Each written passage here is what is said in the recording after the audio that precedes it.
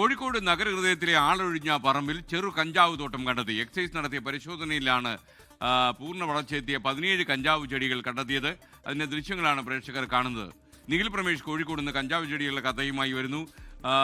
അത് നഗരഹൃദയത്തിൽ ഇത്രയും വലിയ ലെവലിൽ കഞ്ചാവ് ചെടി വളർന്നിട്ടും ആരും അറിഞ്ഞില്ലല്ലോ നിഖിൽ, എന്തുപറ്റി?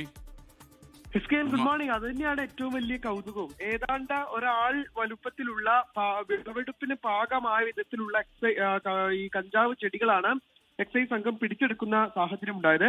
രഹസ്യ വിവരം ലഭിച്ചതിന്റെ അടിസ്ഥാനത്തിലാണ് എക്സൈസ് സംഘം ഈ സംഭവ സ്ഥലത്തെത്തി പരിശോധന നടത്തിയത്. അപ്പോഴാണ് കൃത്യമായ പരിചരണത്തോടു കൂടി നട്ടു വളർത്തിയ കഞ്ചാവ് ചെടികൾ കണ്ടെത്തിയത്.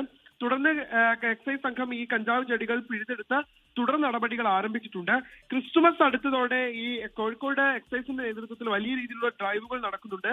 ക്രിസ്മസ് ന്യൂ ഇയർ കണക്കിലെടുത്തുകൊണ്ട് ഇത്തരത്തിലുള്ള ലഹരി വ്യാപനം ഉണ്ടാകാനുള്ള സാധ്യതയുണ്ട് എന്ന് മനസ്സിലാക്കിക്കൊണ്ടുള്ള അവരുടെ പരിശോധനകൾ ഉണ്ടായിരുന്നു. ആ പരിശോധനയ്ക്കിടെയാണ് ഇത്തരത്തിൽ ഒരിടത്ത് ഇത്തരത്തിൽ കഞ്ചാവ് വളർത്തുന്നുണ്ട് എന്നുള്ള വിവരം ലഭിക്കുന്നത്. എക്സൈസ് റേഞ്ച് ഇൻസ്പെക്ടർ പ്രഹ്ലാദന്റെ നേതൃത്വത്തിലുള്ള സംഘമാണ് ഇത് കണ്ടെടുത്തിട്ടുള്ളത്. എന്തായാലും ആരാണിത് നട്ടു വളർത്തിയത്, ഇത് പരിപാലിപ്പിക്കുന്നത് തുടങ്ങിയ കാര്യങ്ങളൊക്കെ എക്സൈസ് സംഘം ഇപ്പോൾ അന്വേഷിക്കുന്നുണ്ട്. അവർക്കെതിരെ നടപടി ഉണ്ടാകുമെന്നാണ് എക്സൈസ് അറിയിക്കുന്നത്.